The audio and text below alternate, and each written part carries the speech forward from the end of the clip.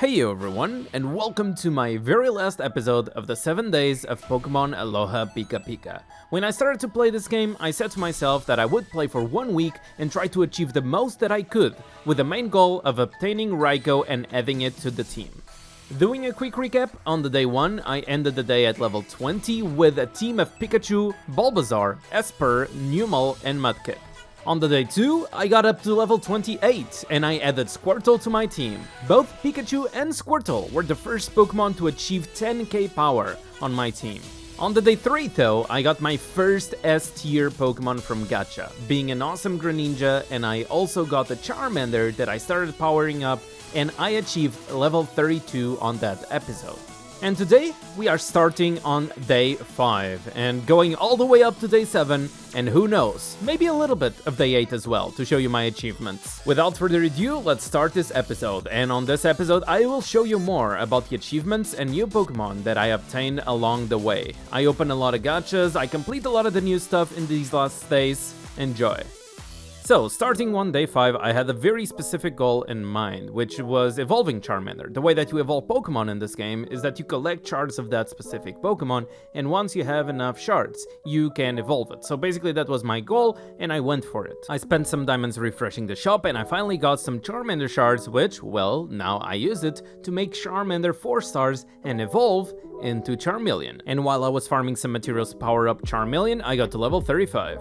But even though Charmeleon was 4 stars, Greninja was still the highest power, and guess what? I upgraded Greninja up to purple, my first purple Pokemon. But honestly, that did not last too long. Higher star Pokemon get more power, so Charmeleon ended up just surpassing Greninja very quickly. Shortly after, on that same day, I got level 36 and I unlocked a new function, and this is where I want to make it aware for everybody who is starting on this game.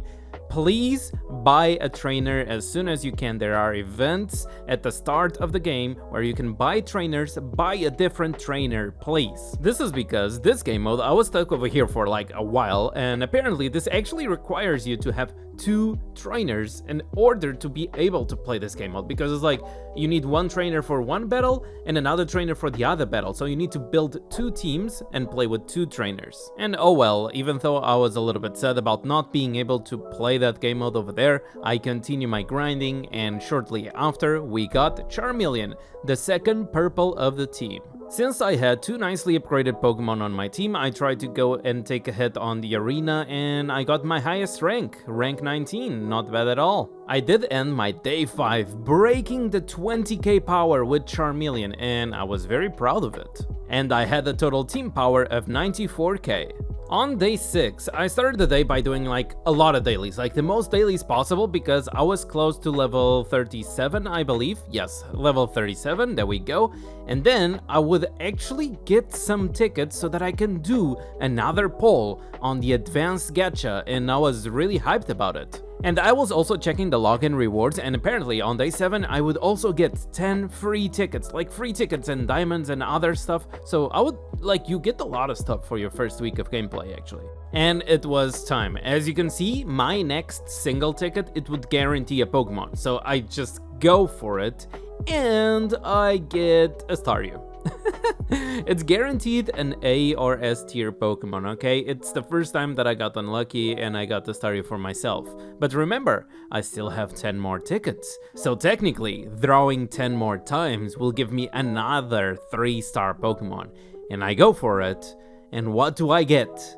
A freaking awesome looking Salamence. Like, Salamence is one of the most badass dragon type Pokemon, so you guys gotta agree, the ones that are not legendaries. And yeah, and I got a Bidoof. Hey, look at it, it's a Bidoof, but I never used it. But actually, eventually I powered up Staryu because it was a 3-star Pokemon, and for example, the Squirtle that I have, even though it's an S tier Squirtle, like, it was 2 stars, so like getting the Staryu already 3 stars would provide me more power, so I powered up Staryu a little bit. But of course, as you can understand, like, Salamence was the main focus. Salamence had to be a big boy from this point forward. And honestly, the fact that I got the Salamence this early in the game, I believe dragon typing was like very good for this kind of game, because like usually the enemies are like water type, fire type, grass type, and you know, having a grass type, having a dragon type, which was Salamence, as a frontliner, actually was very nice because he was resistant to all of those attacks.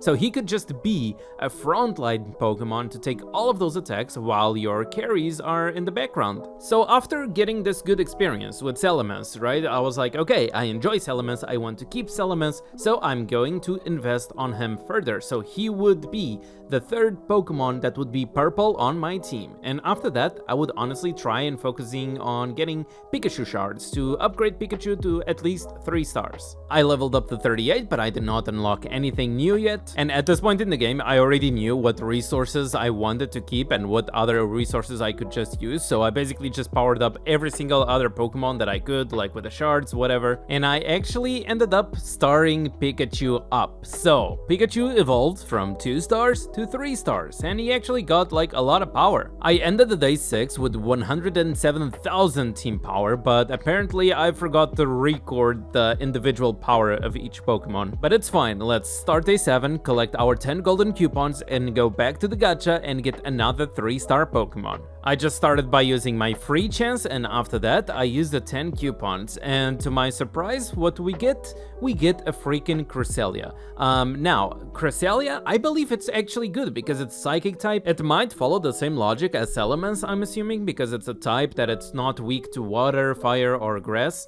So it could be a good frontline Pokemon, but I actually end up not even using Cresselia. I'm sorry. But it was day 7. I was not over just yet. I was going to do a specific bowl today. So I was waiting for this day because it says that Raikou would be exclusive over here on like the most advanced like gachapons because it's super expensive, whatever. Apparently the legendary that appears on the screen, like Raikou itself, it's guaranteed after 30 pulls. So 30 pulls would be something like 18k diamonds, and I only had like 10k or something.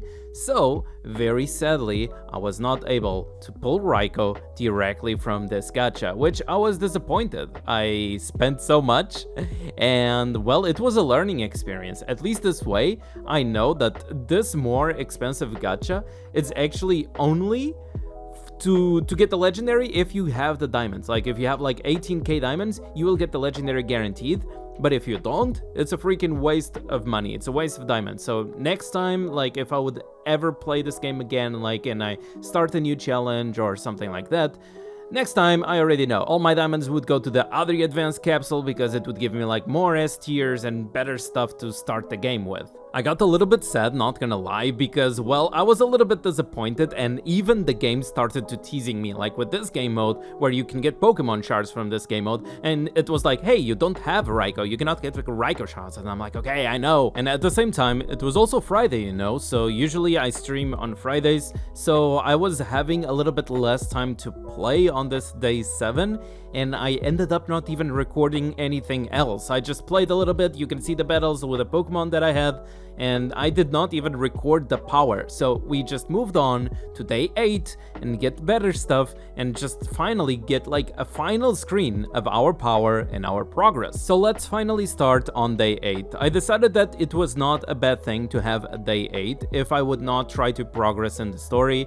I would just try to power up the Pokemon with all the resources that I had in the back, because basically on the day 1 I barely played. I played like half of the day. On the day 7 I played half of the day, so it was only fair that I was allowed to play the day 8 a little bit. And on the day 8, on the daily login, it actually gives you an item that you can choose what Pokemon you want, and obviously I got myself a Raikou. And finally, with Kido in my possession, my main goal is to power up Kido as much as possible. My team was still having like that Pikachu blue tier, and my goal was like, okay, I need to make this Raikou purple today, and maybe Pikachu as well. And also, this being the last day, my goal was to achieve the highest power possible, so I went to go and do some gachas, and I got the last S tier Pokemon that I ever had, which was Chespin, and I decided to be like, okay, I will actually just also train Chespin. I believe that I was so excited about powering up Raikou that I ended up not even recording making Raikou purple, so I recorded making Pikachu purple instead, and Pikachu being a 4-star purple, he actually ended up being the rank 1 Pokemon in power of my team. And also, since getting shards for S tier Pokemon is easier compared to double S tier, I could not do a 4-star Raikou today, but I could do a 4-star Chespin. And you know what happens when those Pokemons become 4-star? They usually evolve. So I got the Kilodin. Yes, that's how we pronounce it. Kilodin. So I got the Chespin evolution, and it was my latest addition to the team. And also on the arena, I achieved rank 14. It was the highest that I could, even though I started this server a little bit later than other players. So I ended my 7-day challenge with a total team power of 137,000, and sadly I did not have enough energy to make Kilodin also a purple tier. You can see over here all the other Pokemons that I ended up obtaining during this journey, and also, look at that, there's a Ralts down there. I don't remember getting a Ralts, but I imagine that it will be also a very nice addition to my team, like replacing Bulbasaur, for example. And here you can see the power of every individual Pokemon. We have Pikachu, we have Charmeleon, we have Raikou, we have Kilodin, and we have Salamence, and finally, we also have Greninja. So those were the top 6. And with this, we end our journey. I was honestly very skeptical at first of playing a 6 versus 6 Pokemon game, but actually I ended up enjoying more than what I would expect. And I really hope that you also enjoyed watching my Aloha Pika Pika series. As always, thank you for watching, and I'll see you on the next video.